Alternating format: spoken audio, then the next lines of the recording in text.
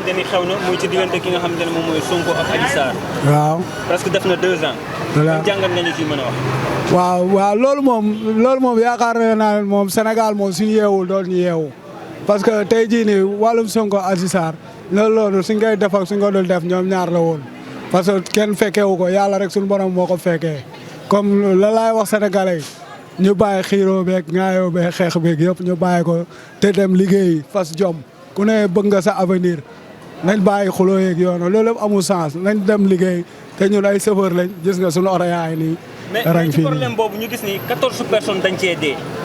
te ba léegi thèse viol bi ñuy wax dara leeru ci léegi est-ce que 14 personnes yooyu dee si léegi ban jàngat nga ci am. man ñooñu yaakaar naa ne ñooñu dañoo bëgg a dee rek ku bëgg a dee moom di nga dee ku bëggul dee moom doo dee parce que soo bëggul dee di nga dem liggéey ji bàyyi histoire beeg bàyyi coow li affaire yi loolu la quoi liggéey gëm sa bopp mais wàllum histoire boobu jaru ko parce que ñoom ñaar la woon ba muy su fekkee ñoom ñaar kii woon nañ rek yàlla suñu borom xam na mais man moom su ma sañoon moom ñu bàyyi lépp ñu bàyyi ko ñu nekk si jàmm ñu liggéey Sénégal jëm kanam Gambie dellu ginnaaw Ablaye Wade. merci ci audition bi nga xam ne am na démb ci diggante Sonko ak Adji Sarr bañ jàngat nga ñu ci amal. nañu bàyyi Sonko Adji Sarr da koy taqal loolu laa ci gis parce que affaire bi dafa mujj lëndëm boo gisee Adji Sarr di ñëw di défilé wu ci ku ñu violé nga waroon di nëbbatu kon Sénégal kenn xamatul ëllëgam ndax kersa amoon na fi jom amoon na fi fulla amoon na fi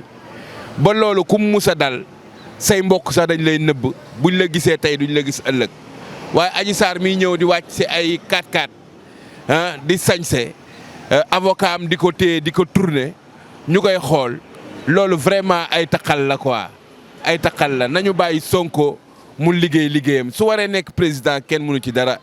ndax président yàlla moo koy tànn loolu laa amoon lu ma si. mais mu am li nga xam te ne xew na démb muy si diggante audition bi nga xam doon am dem entre Sonko ak Adji Sarr. waaw mu nekk problème boo xam te ne 2 ans yi nii ba 14 personnes des ban jàngat nga ñuy mën a wax si problème Sonko ak Adji Sarr. Man moom saa je suis apolitique mais seen côté boobu moom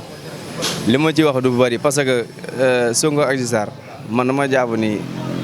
Sonko benn côté laa koy blâmer mooy le fait que muy dem foo di maase mais aussi tamit. man je me dis maanaam du ma ne ay Sonko da ko def parce que man gëwuma ba léegi loolu am na xëy na peut-être affaire de politique la rek jaaree ko noonu pour jëm ko yàqal wala et tout mais man gëwuma ni Sonko moo def yooyu noonu quoi parce que yaakaar naa ki yor ñaari soxna amoo loo doyee di dem ci feneen di def naka sulul noonu quoi selon mon avis xaw ma nag waaw mais ñu bëri dañ ni problème bi ba léegi leerul mais 14 personnes yi nga xam te ñoo ci dee problème bi foofu la nekk dee ci nii ba léegi amul coupable. waaw mais Sénégal moo mel noonu Sénégal injustice dëkk injustice la parce que injustice dafa bëri tey ñooñu ñi si dee ñoo perte boo seetee ñoom ñi si dee ñoo perte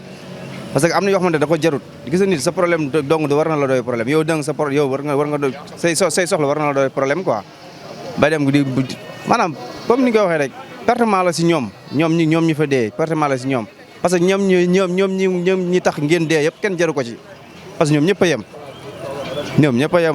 franchement bu dee wax la gë rek ñoom ñëpp a yem mais dañ leen di masawu aussi di leen masawu di leen ñaanal ñoom fi ñu nekk gënal leen fi ñu jógee parce que xam naa yéeg bu doon seen sago tamit lii yëpp du am mais xëy na affaire de politique la rek moo demee nii ba affaire bi demee noonu mais leen di ñaanal yàlla rek waaw. problème boo xam ne actuellement ni Sénégal depuis 2 ans. xew na fi ba am 14 personnes ñu ci dee. mu diggante Sonko ak Adji Sarr. tey en tant que jigéen. ñuy tudd si mbiru viol depuis 2 ans loolu bañ jàngat nga ci am. moom jigéen moom kenn waru ko violé wax dëgg yàlla loolu moom ñëpp xam nañ ko mais bu nekkee moo am Sonko moom def na loo xam ni wax dëgg yàlla waru ko woon daal. mais si c'était consenti quand même amuñu ci lu ñuy wax du doon viol. mais tey ñi si dee 14 personnes ñi si dee te boobu ba léegi. dara leerul est-ce que tey ñooñu du ñoo perte. bien sûr parce que man moo wax dëgg yàlla man maa dul jël sama vie di ko def ci ay politiciens man maa dul xeex pour politicien loolu laa mënut a comprendre la moo tax ñeneen ñi xëy na tamit moo leen ko jaral de waaye man moom sama vie moom du ma nekk di xeexal pour benn politicien xalaatuma ko sax. merci beaucoup.